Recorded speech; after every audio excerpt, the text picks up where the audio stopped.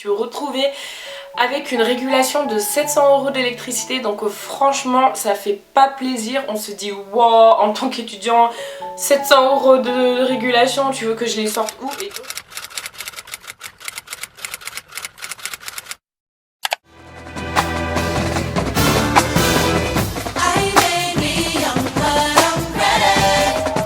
Salut tout le monde, j'espère que vous allez bien aujourd'hui.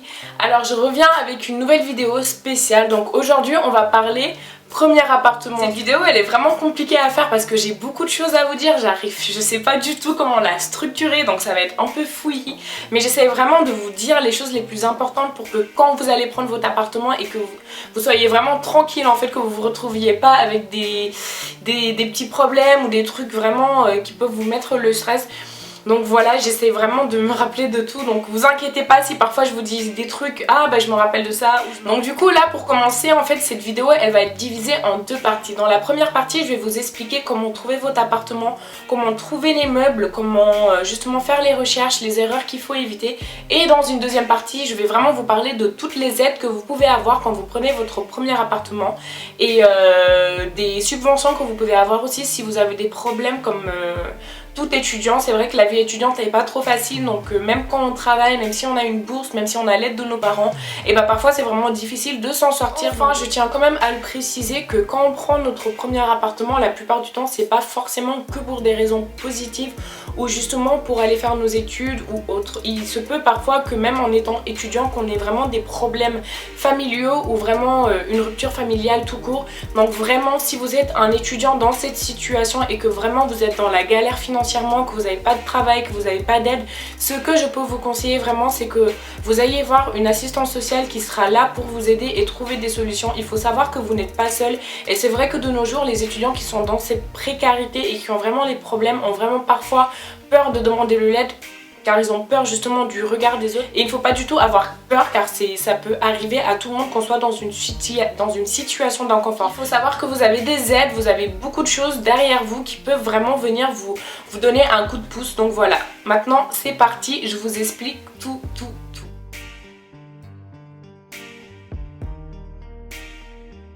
Pour commencer, le premier conseil que je peux vraiment vous donner, c'est de rechercher votre appartement le plus tôt possible. Donc imaginons que là, vous cherchez votre premier appartement pour l'année scolaire 2020-2021, et bah cherchez votre appartement dès maintenant car ça prend beaucoup de temps de trouver un appartement et vu que la plupart du temps les étudiants déménagent tous à la même période et en plus de ça il y a beaucoup de nouveaux étudiants qui vont intégrer ces logements là, donc ce qui va faire que vous allez avoir beaucoup d'appartements et d'un coup vous allez plus du tout en avoir. Donc le critère quand vous allez faire la recherche de votre appartement en fait, c'est vraiment de regarder où il va être situé. Donc la localisation de votre appartement elle va être vraiment importante car ça joue beaucoup sur le prix. Ce que je vous conseille vraiment c'est de choisir un appartement dans un quartier plutôt calme. Ce qui va être important aussi c'est vraiment de savoir si cet appartement est situé près de transport et près de votre faculté.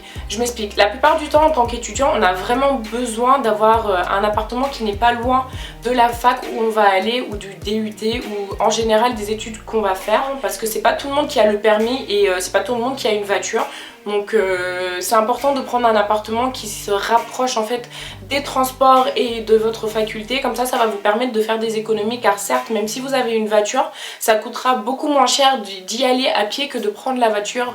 Comme vous savez l'essence ça coûte cher, le parking ça coûte cher et voilà ça vous permettra vraiment de faire des grosses économies et ça vous permettra aussi de pouvoir marcher mais aussi de prendre les transports et de moins de polluer quoi. Pour trouver votre premier appartement, le site que je vous conseille vraiment c'est Le Bon Coin. Vous avez l'embarras du choix car c'est vraiment des particuliers qui vont publier des annonces. C'est beaucoup plus pratique car vous pouvez vraiment voir tous les appartements que vous présente le site. Vous pouvez regarder les photos, vous pouvez envoyer des messages et passer des coups de fil. Vous pouvez être directement en fait en contact avec la personne qui met cette annonce là. Et Le Bon Coin c'est vraiment bien car contrairement aux agences c'est gratuit et en plus de ça ça vous fait vraiment économiser du temps et de l'argent. En plus de ça il faut vraiment mettre toutes les chances de votre côté quand vous cherchez un appartement car c'est vrai que parfois vous pouvez avoir des coups de cœur ou trouver l'appartement qui vous correspond et malheureusement avoir une réponse négative. Ce que je vous conseille c'est vraiment d'en parler à vos proches, de leur demander aussi de chercher de leur côté s'ils peuvent vous trouver un appartement. Et en plus de ça vous avez aussi tous les réseaux sociaux, que ce soit Facebook, Instagram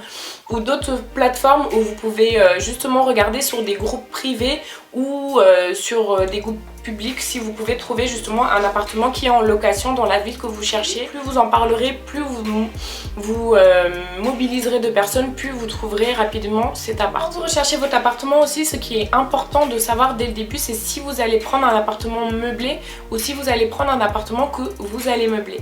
Donc la plupart du temps, les étudiants prennent un appartement meublé car c'est beaucoup plus simple. Par contre, si vous prenez un appartement non meublé et que vous voulez le meubler, ce que je peux vous conseiller vraiment, c'est de récupérer le maximum de meubles qui se trouvent chez vos parents. Si vous avez une armoire, une commode, un lit, de la décoration, prenez vraiment tout avec vous car ça va être vraiment précieux. Il faut savoir que les meubles ça coûte très cher et qu'en tant qu'étudiant on n'a pas forcément les moyens en fait d'acheter tout d'un coup, même si on a l'aide de nos parents, parfois il faut attendre d'avoir son frigo, d'avoir son four, d'avoir ses plaques, sa machine à laver. Donc vraiment ce que je vous conseille, c'est vraiment de demander autour de vous, dans votre famille, auprès de vos proches, s'ils ont des meubles qu'ils ne veulent pas, s'ils ont des meubles qu'ils veulent vendre, que vous les achetiez ou sinon qu'ils vous les donnent. Comme ça vous pouvez vraiment meubler facilement votre appartement sans dépenser des sommes exorbitantes. Si vous n'avez pas vraiment de proches qui ont des meubles ou si vous n'avez pas du tout de meubles, ce que je peux vous conseiller c'est vraiment de retourner sur la plateforme qui est Le Bon Coin et vraiment de faire vos achats sur Le Bon Coin car les meubles d'occasion sont vraiment en très bon état et en plus de ça, ça vous reviendra beaucoup moins cher.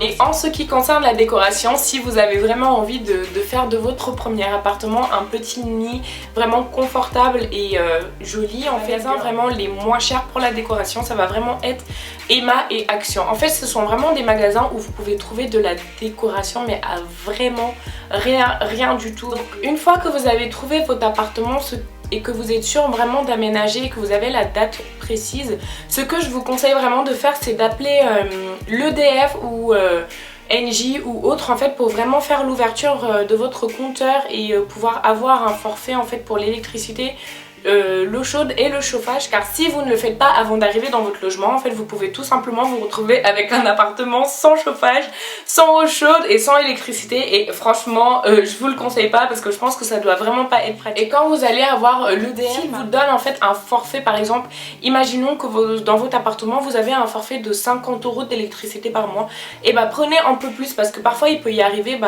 qu'on ait des petits écarts ou que voilà, on ne sait pas ce qui peut arriver. Vaut mieux payer un peu plus par mois et être remboursé que se retrouver à payer beaucoup moins et qu'à la fin de l'année on vous donne une régulation. J'allais oublier aussi ce qu'il faut vraiment faire quand vous cherchez votre appartement, essayez d'y aller avec quelqu'un qui s'y connaît déjà, un de vos parents ou un ami ou peu importe, mais il faut vraiment voir si votre appartement en fait il est en bon état, s'il est bien isolé, si les fenêtres sont bien isolées, si c'est du double vitrage, si le chauffage est bien. Moi personnellement quand j'ai pris mon appartement, je me rappelle d'une vue extérieure, il avait vraiment l'air parfait, j'étais trop contente, il était bien agencé, tout allait bien, sauf que je me suis rendu compte en fait à la fin de l'année que les radiateurs étaient défectueux, donc je me suis retrouvée avec une régulation de 700 € d'électricité. Donc franchement ça fait pas plaisir, on se dit wow, en tant qu'étudiant 700 € de régulation, tu veux que je les sorte où? Et heureusement j'ai eu beaucoup de chance car ma propriétaire était vraiment adorable, donc elle s'est rendue compte que les radiateurs avaient un problème et du coup elle s'est occupée de cette régulation et a vraiment tout payé, car vraiment ça me stressait de ouf quand j'ai eu la régulation là, genre en mode t'ouvres la lettre 700 €, pardon 700 €, genre ok je travaillais à cette période là mais tu veux que je les sorte tout coûter 700 €, déjà t'as ton loyer à payer, t'as l'EDF, t'as les courses, t'as tout le reste et là on te met 700 € dans ta tête, genre allez vas-y sortez 700 €. Donc vraiment ce que je vous conseille c'est vraiment de faire attention, de voir comment le logement est en fait, car si vous avez des problèmes avec vos radiateurs, si le logement est mal isolé et que vous vous retrouvez dans un appartement qui consomme beaucoup, où il faut mettre beaucoup de chauffage car il y a de l'humidité, alors là je vous dis pas les gars, vraiment vous allez avoir des problèmes. Ce qui va être vraiment important aussi quand vous allez intégrer votre nouvel appartement, c'est de faire tous les changements d'adresse.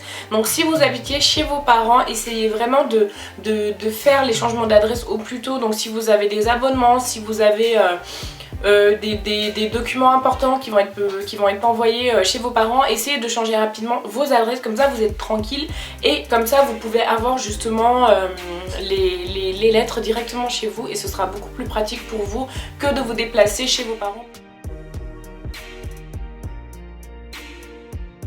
La première aide que vous avez quand vous prenez votre appartement en fait ça va être les aides au logement que vous allez demander auprès de la CAF. Donc, en plus des appels, vous pouvez aussi avoir une aide au logement. Donc ça c'est vraiment principalement pour les étudiants qui veulent trouver un petit appartement dans les cités universitaires. Il me semble que sur le Crous, vous pouvez faire la demande d'aide au logement du coup. Donc ça va être un logement qu'on va vous donner et les prix seront vraiment beaucoup moins chers que si vous preniez un appartement chez un particulier. Et je pense que vous avez une petite bourse un peu plus supérieure pour vous aider justement à payer votre appart. Si vraiment vous êtes un étudiant, que vous n'avez pas vraiment les moyens, si vos parents ne peuvent pas vous aider ou si vous n'avez pas vraiment de contact avec vos parents pour qu'ils vous aident, en fait là je vais vraiment vous expliquer toutes les aides que vous pouvez avoir quand vous avez un cas spécifique, parce que c'est vrai qu'on n'a pas tous la chance d'avoir des parents qui peuvent nous aider, on n'a pas forcément les moyens, on n'a pas forcément un travail pour nous apporter des revenus tous les mois. Donc vraiment si vous êtes un étudiant et que vous avez un peu des galères financières, et ben là je vais vraiment vous exposer toutes les aides que vous pouvez avoir quand vous prenez un logement en tant qu'étudiant ou apprenti. J'ai fait vraiment beaucoup de recherches auprès de mes proches, auprès d'autres étudiants vraiment. Donc vraiment les sites que je vous présente, c'est vraiment des sites qui ont été testés par des proches à moi et qui ont vraiment été validés sur internet. Donc en ce qui va concerner les cautions et le préavis, si vous n'avez pas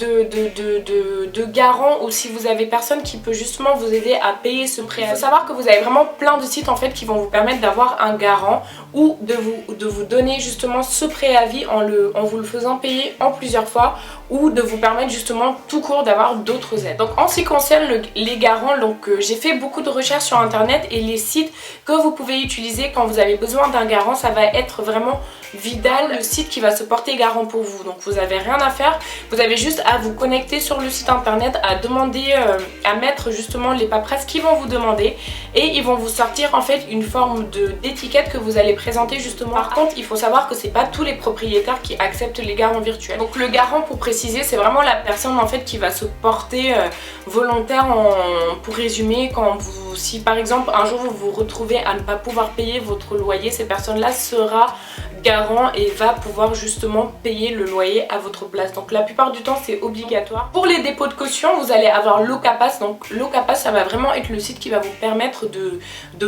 d'avancer la caution en fait. Et en principe quand il vous avance la caution, vous la donnez justement à votre propriétaire et c'est je crois que vous devez normalement rembourser cette caution qu'ils vous ont prêtée sur plusieurs mois, il me semble. J'ai fait des recherches mais je me rappelle plus trop de ce qu'ils expliquaient, mais n'hésitez pas à faire un tour sur le site internet, ça s'appelle Locapass et c'est vraiment le site, si vous n'avez pas les moyens en fait d'avancer la caution, que le propriétaire de votre appartement va vous demander. Et enfin je n'oublie pas du tout, par exemple si vous êtes un étudiant en apprentissage, vous pouvez avoir aussi l'aide Mobijeune. Donc c'est une aide qui va vous être versée tous les mois pour vous aider justement à payer votre loyer. En plus de ça, vous pouvez vraiment avoir des aides d'urgence. Donc ces aides d'urgence sont vraiment adressées aux personnes qui sont en détresse financière. Je vous mettrai ça en barre de description. Vous allez sur le site et justement vous faites votre demande et vous présentez votre dossier en expliquant votre situation. Et enfin du coup, quand vous aurez votre appartement, que vous auriez fait toutes les démarches, donc que ce soit la CAF ou les autres aides que vous pouvez avoir, il faut vraiment savoir que quand vous avez un appartement, bah, ça coûte très cher. Avoir un appartement, c'est pas du tout faire des économies, au contraire c'est vraiment dépenser beaucoup d'argent, car vous avez le loyer, vous avez les courses, vous avez l'entretien de l'appartement, après vous allez avoir l'assurance. Il faut savoir qu'à chaque fois que vous prenez un logement, c'est obligatoire de l'assurer, donc il faut payer une assurance. Et les assurances là, vous pouvez les demander auprès de votre banque ou auprès des assurances de vos parents. En plus de ça, il faut pas oublier que vous avez la taxe d'habitation qui va se rajouter à la fin d'année. Donc cette taxe d'habitation, elle va être calculée en fonction de la localisation de votre appartement. Comme je vous l'ai dit, si c'est un quartier qui est vraiment un peu huppé, vous allez payer une très haute taxe d'habitation.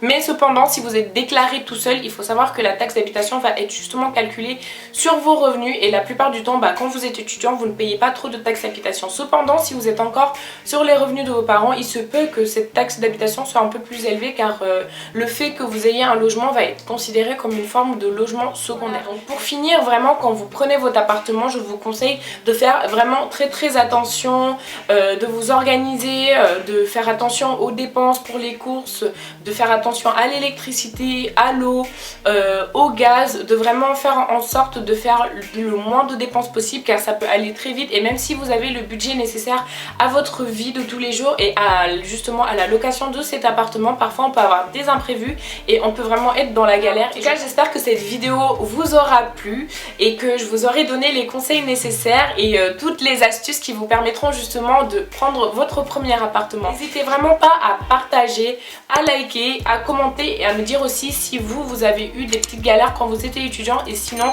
comment vous avez fait, quelles aides vous avez eues. Dites-moi ça en commentaire et vraiment j'espère que cette vidéo vous aura plu. Je vous fais des gros bisous et on se retrouve dans un prochain sujet.